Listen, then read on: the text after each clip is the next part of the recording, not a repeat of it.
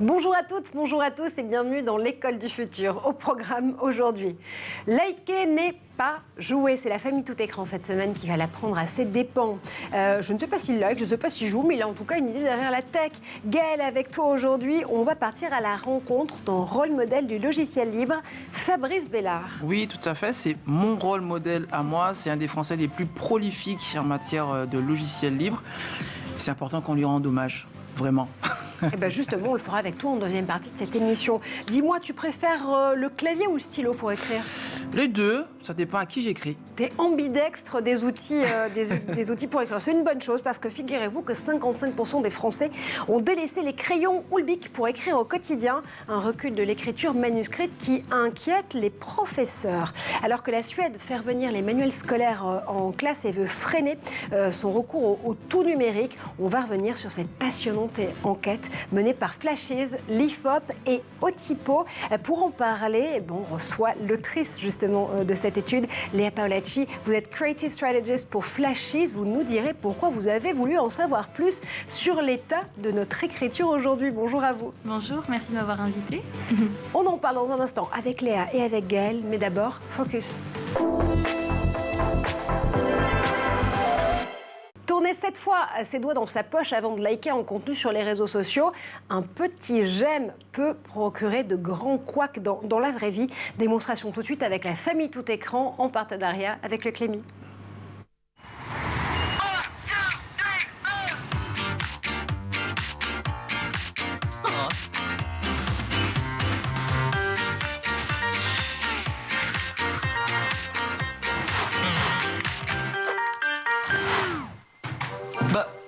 Qu'est-ce qu'il y a, ma grande?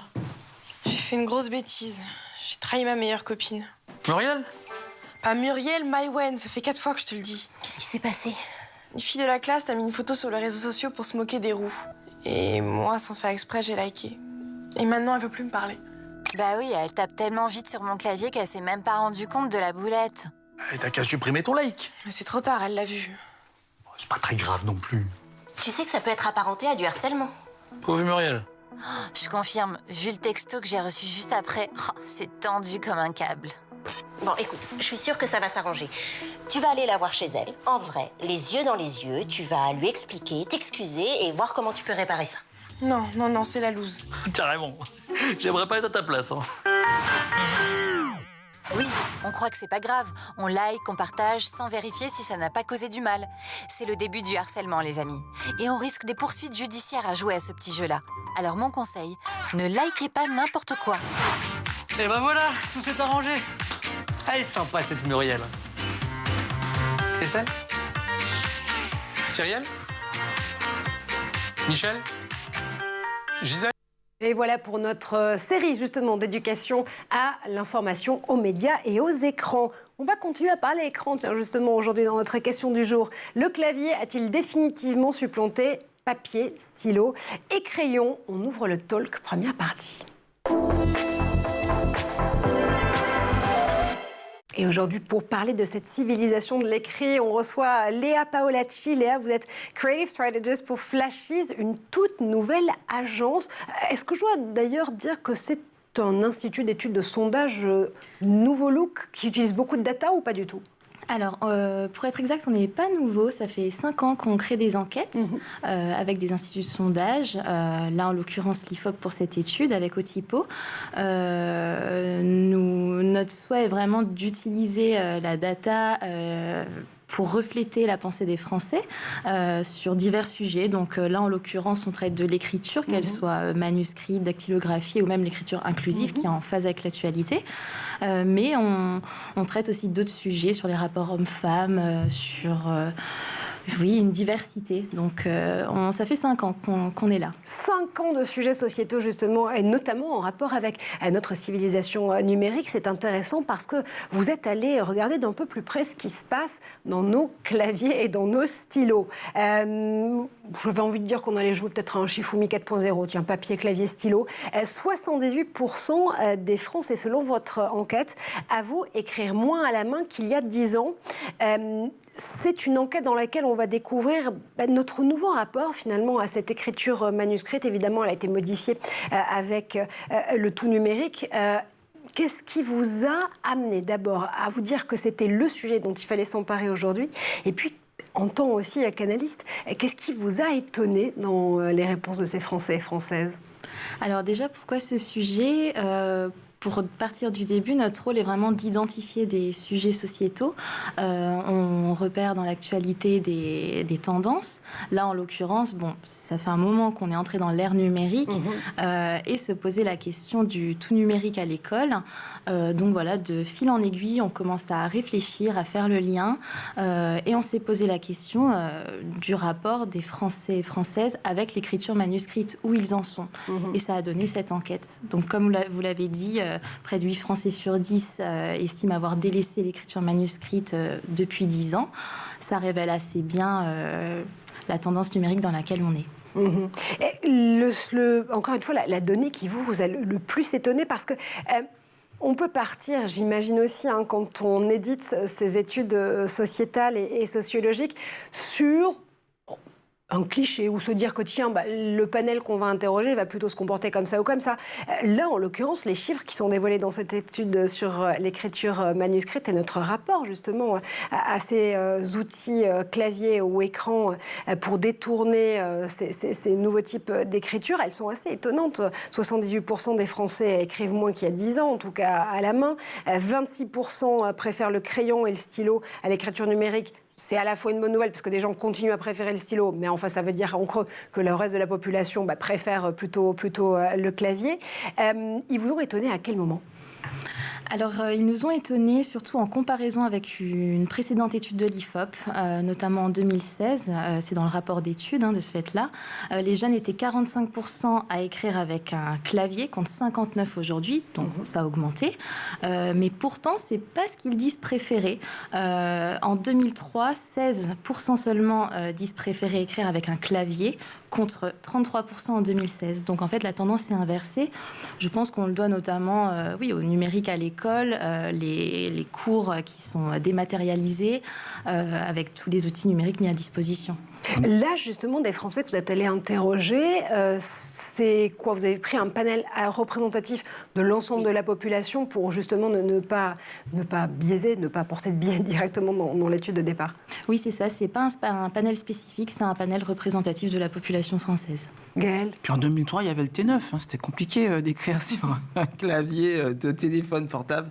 Passer l'anecdote, c'est vrai que on a cette expérience utilisateur qui s'est beaucoup améliorée sur les tablettes et sur les téléphones. Ils sont plus grands d'ailleurs, quand on compare ces générations de téléphones et d'appareils qui nous permettent aujourd'hui de saisir directement de notre texte. Je vois là, sur la rédaction de cette chronique, j'avais promis de le faire de manière manuscrite, mais j'étais en retard.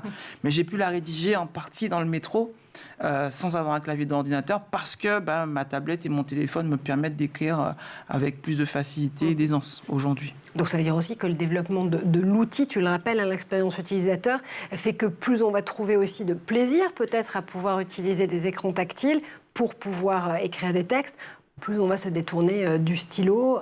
Est-ce que ça semble être malheureusement la chronique d'une mort annoncée pour l'écriture manuscrite ?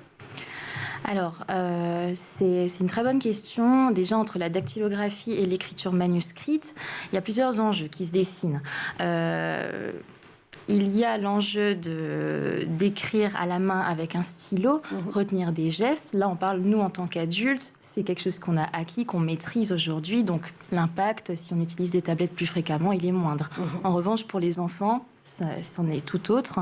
Un enfant qui n'a pas encore le cerveau qui est en pleine construction, finalement, ne peut pas apprendre à manier un stylo correctement, ce qui va aussi l'empêcher de retenir les mouvements et retenir les mots et leur signification. Donc l'enjeu, c'est surtout au niveau de l'enfance. Et aussi, un autre aspect à ce niveau-là, c'est la dactylographie et l'écriture manuscrite. Ça sert à transmettre le langage en écrit. Maintenant, on le voit aujourd'hui avec nos messages vocaux, la retranscription, elle se fait grâce aux outils numériques, mais en vocal, et on n'utilise ni le clavier finalement, ni le stylo. Donc c'est là tout l'enjeu. Il y a plusieurs paradoxes du coup dans ce que vous décrivez. D'abord, le fait qu'on soit dans une civilisation de l'écrit on n'a jamais autant écrit et pourtant on n'a jamais aussi peu maîtrisé finalement le langage et l'apprentissage justement de ces mots. Et puis le fait de se dire que, encore une fois, moins on va travailler le geste de l'écriture, plus on va perdre du temps pour pouvoir s'approprier, encore une fois, ces fondamentaux-là.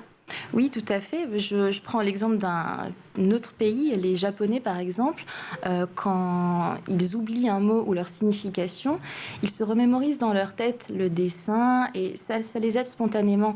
Si on ne le fait pas là, forcément ça va en déclin et l'apprentissage ne va pas suivre derrière. Et c'est absolument un phénomène dont il faut essayer d'inverser la courbe maintenant. Pourtant, en 2018 déjà, il y a une étude du Guardian qui était fortement relayée, une étude britannique en l'occurrence, qui révèle que les enfants n'arrivaient plus à tenir tout simplement des stylos à force d'utiliser des surfaces tactiles.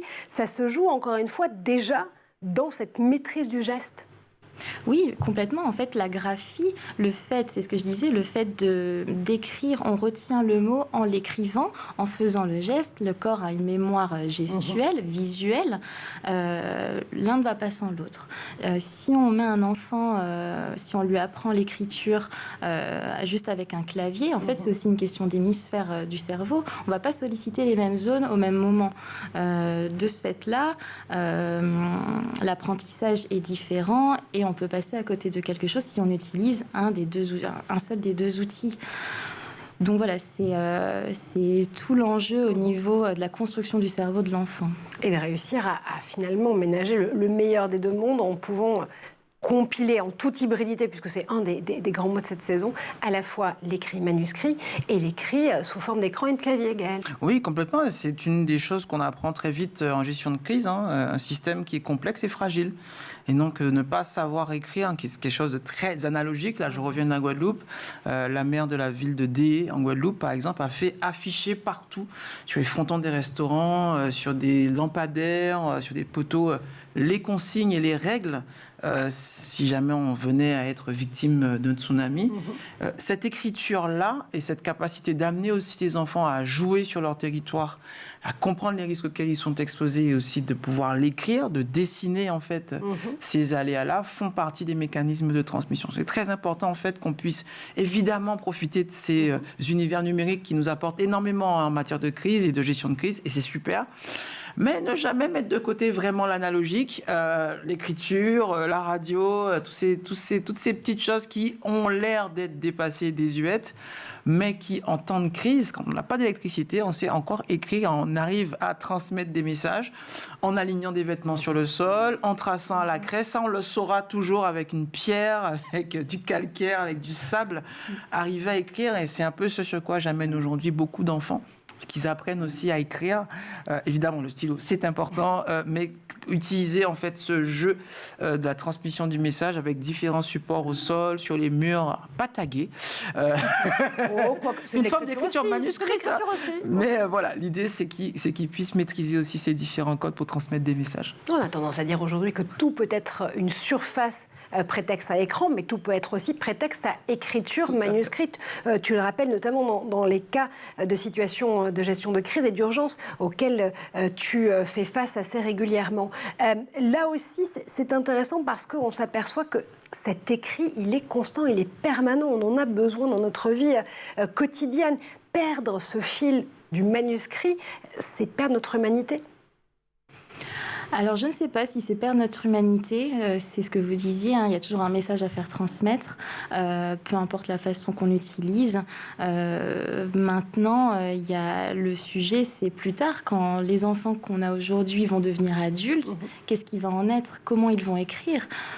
Personnellement, si j'avais appris à écrire avec un clavier AZERTY, je ne sais pas si je saurais écrire de la même façon que je le fais aujourd'hui. Il faut mettre en œuvre et mettre à disposition des outils simples et accessibles, et rien de tel que le stylo et le papier. Maintenant, les outils mis à disposition sont quand même élaborés aussi. Il ne faut pas les dénigrer. Mais tout est une question d'équilibre, je pense. Équilibre que la Suède, qui a été extrêmement précurseur en matière d'utilisation des écrans à l'école. Ça fait 15 ans que les écoles suédoises baignent justement dans le numérique. Et même la Suède fait marche arrière. Regardez, depuis cet automne, le nouveau gouvernement de centre droit a lancé une véritable vendetta contre les écrans. Ce que dit ce nouveau gouvernement, c'est qu'au contraire, il faut réhabiliter les manuels scolaires dans les salles de classe et ils vont mettre le paquet pour que ça puisse être le cas. 60 millions d'euros par an qui vont être débloqués pour réintroduire ces manuels en classe. Est-ce que c'est forcément une compétition écran contre livre, clavier contre stylo qui est en train de se jouer, ou est-ce qu'on peut quand même raison garder? Alors évidemment, avec C'est en tout nuit, on le disait un peu il n'y a pas longtemps, mais il y a une complémentarité pour moi dans les différents supports. Moi, je me souviens d'événements auxquels j'ai participé, que j'ai pu organiser, qui s'appelle Typocamp, justement sur l'histoire de la typographie, Joli sur Typocamp. la manière dont on dessine ces lettres. Alors, il y avait toute une phase évidemment d'idéation manuscrite où on voyait ces designers dessiner, tracer ces lettres. Et puis une phase numérique où il fallait en fait numériser pour mémoriser, pour transmettre, pour imprimer, pour gaufrer. C'était intéressant aussi et je pense que c'est aussi dans l'histoire que je fais des technologies et aussi des catastrophes qui peuvent jalonner l'histoire de l'humanité, c'est aussi une manière aussi de transmettre aussi aux enfants l'histoire de la presse écrite, Gutenberg, voilà, comment on a pu dans l'humanité passer du manuscrit, l'écriture manuscrite et papyrus, à aujourd'hui évidemment ces écrans, sans les opposer, au contraire, profiter de ces écrans pour montrer un peu l'histoire et justement susciter un peu d'appétence et les amener sur ce petit territoire analogique qui est encore plein de territoires à explorer. La Suède, encore une fois, fait cas d'école avec ce revirement du tout écran à la réintroduction des manuels. Dans le panel de Français que vous avez interrogé, Léa, est-ce qu'ils se sont montrés aussi catégoriques sur l'opposition écran et stylo? Non, finalement, c'est... il me semble que 4 Français sur 10 ne disent pas avoir de préférence. Et en fait, c'est 25 et 26%, je ne sais plus lequel est attribué, mais l'un pour le clavier, l'autre pour le stylo. Donc finalement, c'est vraiment 50-50 et sans préférence particulière. Je pense qu'il y a un réel attachement à l'écriture manuscrite. Ce qu'on relevait, on a posé une question sur l'envoi de cartes postales pour le côté un peu nostalgie aussi.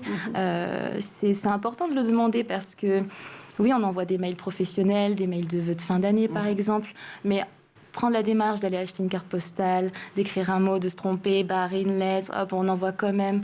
Ça crée aussi quelque chose, ça crée de l'émotion. On a notre écriture aussi, donc forcément, écrire avec un clavier, on perd un peu de tout ça.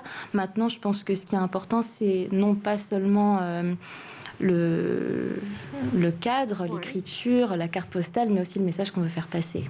Absolument. Tu me feras une carte postale la semaine prochaine quand tu seras en Guadeloupe sur des exercices? Je promis, d'autant que je dois en envoyer à Lia, ma fille qui à la Légion n'a que ce moyen de pouvoir communiquer, c'est le courrier et manuscrit, forcément. Ouais. Et donc, du coup, depuis 3 ans, depuis la 6e, j'ai renoué avec la chaleur du papier. Et je me suis surpris, il n'y a pas longtemps, chez mon banquier. Je râlais parce que j'avais des formulaires à Il nous raconte sa vie. Mais la chaleur et la douceur du papier, c'est super, la chaleur du papier. Du chèque aussi, surtout. Non, c'est pas ça, c'est plus la chaleur du chèque que du papier. Non, mais c'est magnifique. Il y a donc des écoles, ça c'est quand même l'information que tu nous donnes dans cette réflexion, il y a des écoles qui bannissent les écrans. Alors, l'écran n'est pas banni, c'est que c'est le seul moyen. Elle n'a pas de téléphone, ma fille, elle n'a pas accès au téléphone, fixe ou portable, pas d'internet entre guillemets. Et je rappelle qu'elle est interne de son école. Tout à fait, elle est interne. Et donc le seul moyen qu'on ait de communiquer avec elle en semaine à l'internat, c'est le papier, c'est le courrier, les cartes postales. Voilà. Donc tu as une collection de cartes postales absolument formidable depuis quelques années scolaires. Je mandate même des mercenaires pour m'en trouver. C'est pas toujours simple à Monaco. Je ne sais pas s'il a mandaté des mercenaires, Édouard Deniau, pour son Zaptec, mais on va peut-être le vérifier ensemble, ça vous dit? C'est parti. Allez, c'est parti pour le Zaptec. Et c'est le Zaptec de qui? Édouard Deniau. Édouard Deniau. Bien sûr, évidemment.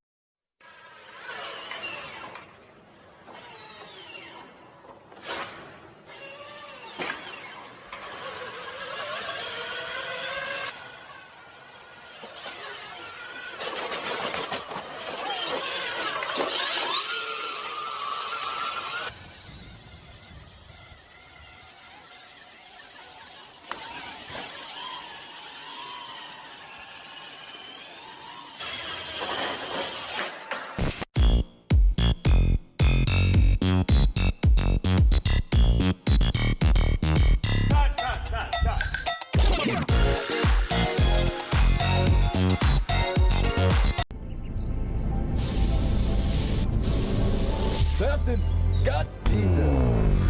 Damn happening! Jumping Jehoshaphat. We're out of this world. And not in the same chassis we left in. As curious as to where and when that fragment took us is how, son. You see, we're commandeering a person in this continuum. Not unlike the way...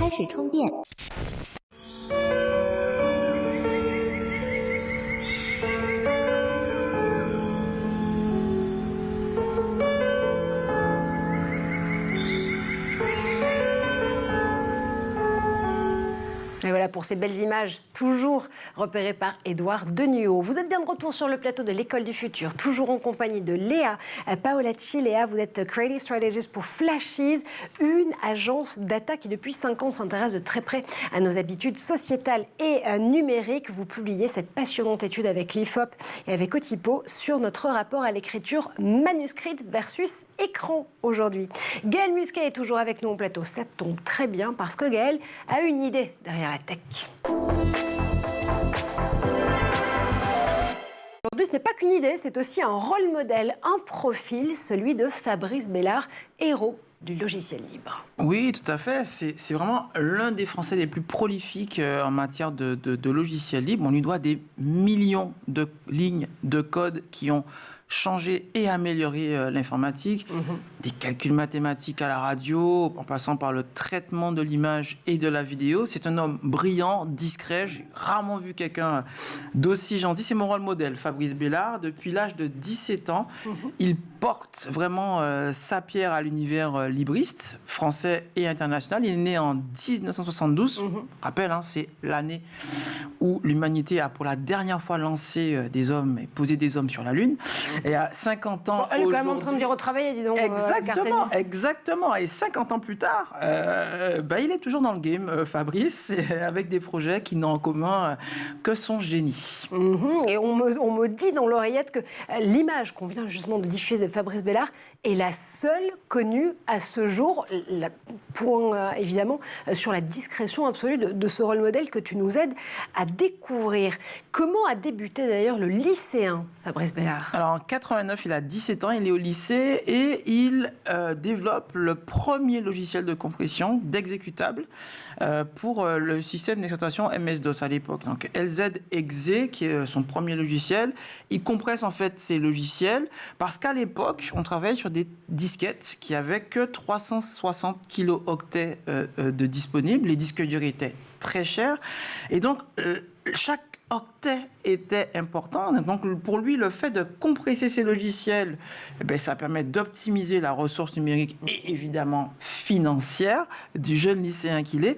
Et ça a permis à de nombreuses personnes de pouvoir optimiser la place dont il disposait sur ces disquettes. De la contrainte naît les opportunités. Exactement. En 97, il bat son premier record du calcul du nombre pi. Il intègre ensuite l'école polytechnique. Il est diplômé de l'école supérieure de télécommunications. Et en l'an 2000, il a un nouveau projet open source, projet logiciel libre de bibliothèque qui s'appelle FFmpeg, qui à elle seule a fait l'objet d'une chronique ici. C'est un logiciel majeur. Si vous regardez cette émission aujourd'hui, c'est grâce à FFmpeg. Donc un peu grâce à Fabrice Bellard aussi. Tout à fait. Et ce logiciel est absolument présent partout dans nos box qui te permettent de recevoir sur le canal 217, sur les box Orange par exemple, de regarder cette émission en ce moment. Et chez Free sur le canal et chez Free 247, les téléphones, les télévisions, les autoradios. Aujourd'hui, il n'y a pas un secteur qui échappe aujourd'hui à cette bibliothèque open source. Eh ben bravo. Est-ce que Fabrice Bellard pourrait honnêtement, là, se reposer sur ses lauriers tranquillement, disparaître un petit peu de la surface aussi de l'univers, puisqu'il est très discret, on le rappelait. Il se repose sur ses lauriers ou il a encore un moteur? Mais en fait, quand on regarde son œuvre et sa page web, qui est très simple, très sobre, mais qui liste de manière hyper prosaïque ce qu'il a pu réaliser, on se rend compte qu'il est animé par le fait de faire bien les choses. Il fait très bien les choses, il les fait simplement et au bon prix. Quand le 31 décembre 2009, il bat un autre record du calcul du nombre pi, il le fait avec une machine qui a à peine coûté 3 000 €, là où certains dépensaient des centaines de milliers, voire des millions d'euros pour calculer la valeur de ce nombre pi. Et il bat ce record avec quand même 2700 milliards de décimales après le point, donc après le 3 de ce nombre pi. Mais c'est pas juste en optimisant cette machine, en disant financièrement, c'est aussi en optimisant la méthode de calcul, la méthode de Plouffe. Il a un théorème qui porte son nom, Fabrice Bellard, aujourd'hui, pour calculer il a un théorème qui porte son nom. Pour calculer ce nombre pi. Il est aussi l'auteur de l'incontournable émulateur QEMU, qui permet en fait de simuler de multiples architecture de processeurs. On a déjà eu une chronique aussi sur ce plateau. Tout à fait. Et sans avoir ces processeurs sous la main, donc sans avoir besoin de les refabriquer, on est capable de les simuler grâce à QEMU, ce qui permet évidemment de gagner du temps, de gagner évidemment de l'argent. C'est bon aussi évidemment pour la planète, donc un bénéfice écologique à utiliser ce logiciel. TCC pour Tiny C Compiler, qui est en fait un petit compilateur C. Alors Tiny, pas Tiny. Tiny. Je me permets, comme ça, reprends-moi, il n'y a pas de problème. Mais ce compilateur, il est hyper complet, malgré sa petite scène, mais il tient sur peu de place. NNCP, qui est un réseau de neurones qui permet de compresser, on revient un peu à ses premiers amours, LZ, EXE. NNCP, c'est un réseau de neurones, une intelligence artificielle, qui va permettre de compresser encore mieux les fichiers. Donc là encore, on a beaucoup de formats de compression de fichiers. Mais là, Fabrice, il a mis son cerveau au service de l'optimisation de la place qu'occupe cette filière numérique. Je ne parle même pas de ses grandes œuvres avec Frank Spinelli, qui est un de ses associés sur Amarisoft, qui est une société qui m'a énormément aidé à travailler sur les protocoles d'alerte des populations. Et donc, ces logiciels radio qu'ils ont créés, donc, qui permettent de simuler un opérateur de téléphonie mobile 4G ou 5G complet, ad hoc. Grâce à ça, depuis 2016, on arrive à prouver à l'Union européenne, à des États, que la mise en œuvre de ces protocoles d'urgence permet déjà aujourd'hui de sauver de nombreuses vies. Et évidemment, il est très discret, mais il a quand même été distingué puisqu'il est aujourd'hui membre d'honneur de la Société informatique de France. Il a été distingué par Oreilles Open Source Award pour son travail sur QEMU, par la STUG aussi, STUG de l'association Usenix, qui vise à distinguer des personnes qui ont eu un apport à l'humanité grâce à leurs travaux sur les logiciels. Donc lui, c'était qu'une longue vie, encore une longue carrière à Fabrice, et en espérant bien sûr que la nation lui sera un jour reconnaissante. Oh, c'est beau ce que vous dites là. Fabrice Bellard, héros très discret de la tech. À quand le théorème de Musquet? Oh, je suis pas trop. Moi, je suis un peu feignant, moi, pour la partie mathématique. Je préfère rester sur le terrain avec mes machines et mes radios. Ben, ça tombe bien, parce qu'on va rester sur le terrain, nous, mais le terrain de l'écriture. Clavier, stylo, vous choisissez l'outil qui vous va le mieux. On va essayer de comprendre comment, justement, pousser notre civilisation de l'écrit à nouveau avec Léa Paolacci pour Flashy. C'est la deuxième partie du talk. Et vous le savez, aujourd'hui, on revient sur cette étude qui nous a extrêmement inspirés ici avec l'équipe de l'École du Futur. Cette étude que vous avez éditée, Léa, pour Flashies avec l'IFOP, mais aussi Otipo. Vous vous êtes intéressé à notre rapport à l'écriture manuscrite aujourd'hui, qui disparaît au fur et à mesure que les années s'accumulent derrière le clavier contre crayon. On se disait dans la première partie de cette émission que ce n'était pas forcément nécessaire d'opposer d'ailleurs les deux outils, que dans la mesure où on continue à écrire, l'important était bien la transmission justement de ce savoir sur l'écriture, quel que soit l'outil. On a vu aussi que certains systèmes scolaires font marche arrière en matière d'utilisation d'écran par rapport à l'utilisation manuscrite ou les livres, puisqu'évidemment, sur la maîtrise de l'écriture vient directement la maîtrise aussi de la lecture. Il y a une autre partie extrêmement intéressante dans l'enquête que vous avez menée auprès de ce panel représentatif de Français, et elle concerne une des grandes polémiques du moment, on ne va pas se mentir, dans l'écosystème éducatif, celle de l'écriture inclusive. Que nous disent ces Français et ces Françaises? Je fais de la parole inclusive. Alors, l'écriture inclusive, effectivement, au cœur de l'actualité. On l'a vu en ce début d'année, 60 députés qui ont déposé un projet de loi pour l'interdire dans différents contextes, notamment administratifs, scolaires, commerciaux. C'est un gros sujet. Du coup, c'est vrai que par rapport au sujet de l'écriture, on s'est dit, tiens, qui dit écriture dit aussi écriture inclusive, notamment ce débat-là. Les Français, au niveau des résultats, étonnant et non en même temps, j'ai envie de dire, parce qu'il y a quand même 51% qui sont favorables, dont 15% très favorables. Donc, par rapport au débat que ça suscite, c'est quand même intéressant. Maintenant, effectivement, il y aura toujours une différence entre la réponse des femmes et la réponse des hommes. Forcément, les femmes, ils sont plus favorables que les hommes. Ça les concerne directement. On le sait, quand on répète aux petites filles, aux petits garçons, le masculin l'emporte sur le féminin.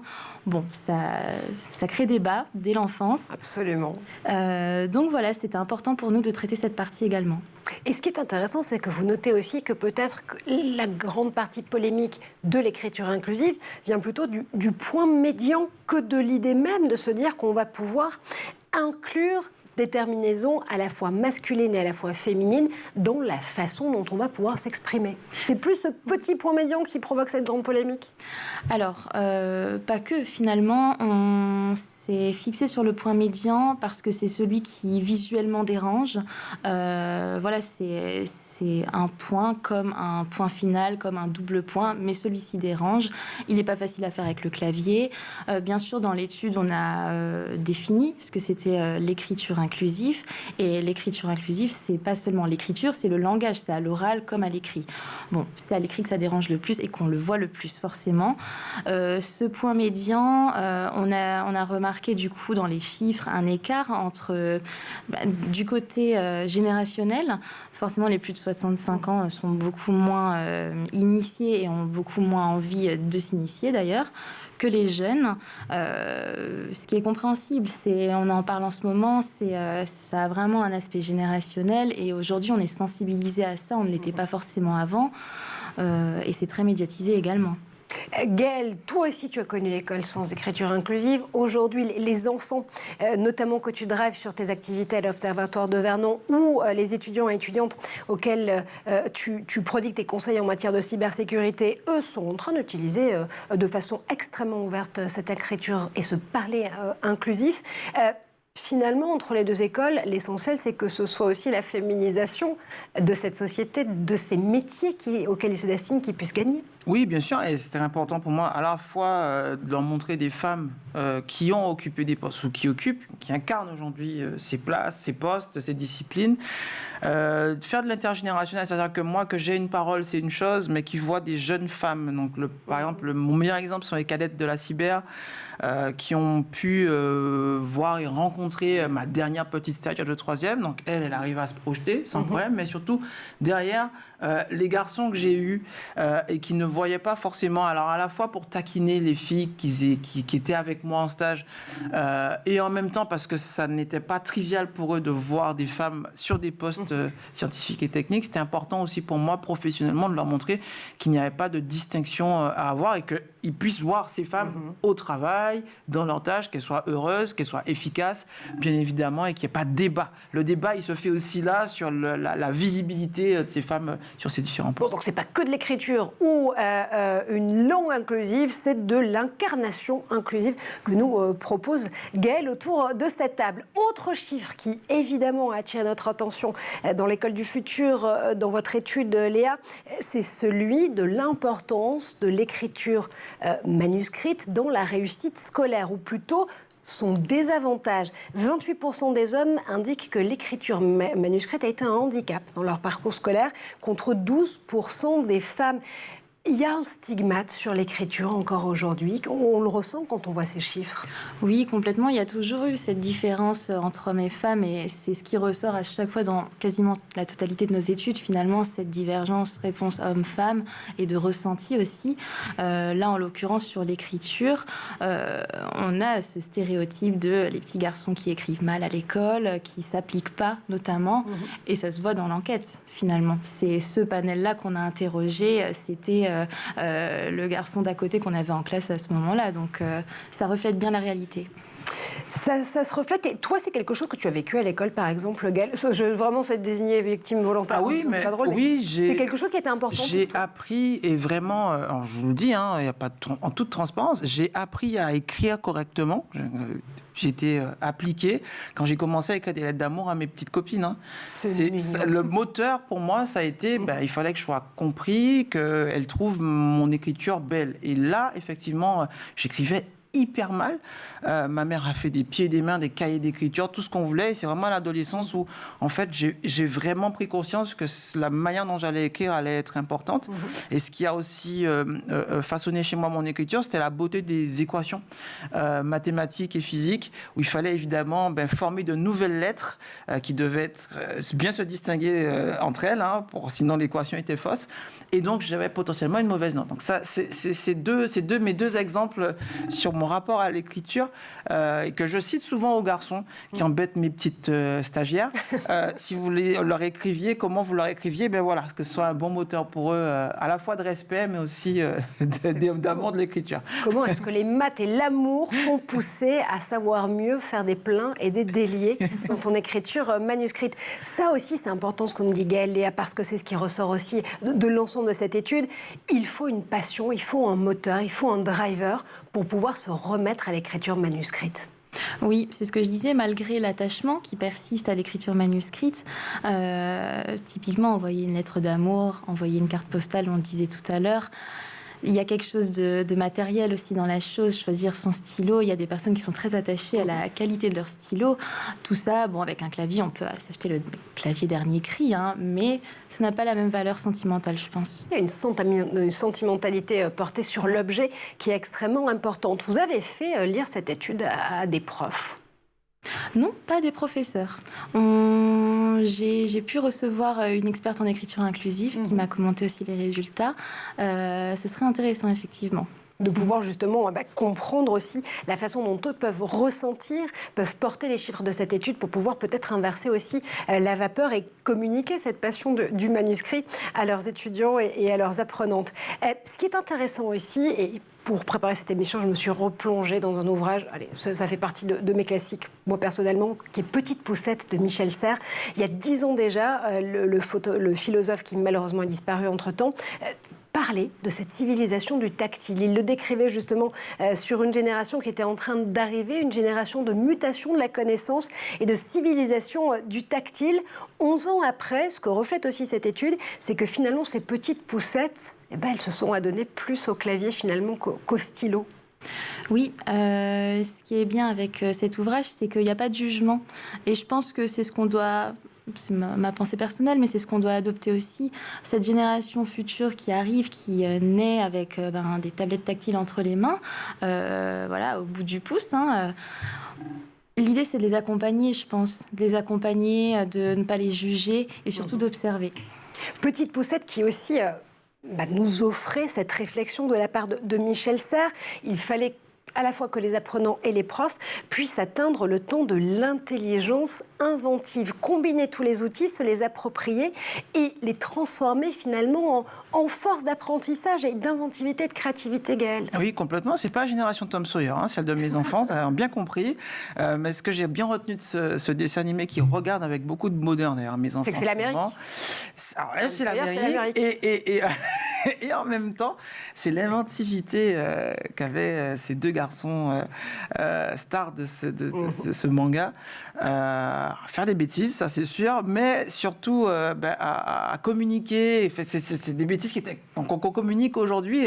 Et là, aujourd'hui, sur des randonnées ou sur des moments en nature que je peux avoir, et là je vais en avoir beaucoup cet été avec des enfants en centre aéré, c'est leur montrer comment on peut écrire différemment avec des branches, des brindilles, du sable. C'est tous ces jeux en fait qui doivent nous aussi, en tant qu'adultes, nous permettre de leur montrer ce qu'ils doivent protéger, qu'ils apprennent à aimer ce qu'ils doivent protéger. C'est plus MacGyver, c'est Mac Musquet, littéralement. J'avoue, tu as beaucoup d'appréhension par rapport à cet été. Tu nous en parles beaucoup dans cette émission. C'est 3000 quand même, j'ai prévu, enfants. Donc, je vais beaucoup bosser cet été avec eux. Et ben, bosse sur l'écriture. Avec bonheur, avec beaucoup de bonheur. Ben, ça se voit.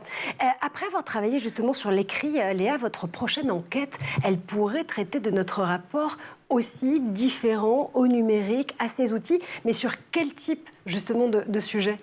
Pour une prochaine enquête ? Oh là là, il y en a beaucoup qui nous attendent. On traite prochainement de sujets plutôt liés à la séduction, mais on a une enquête qui arrive avec l'orthographe. Très prochainement.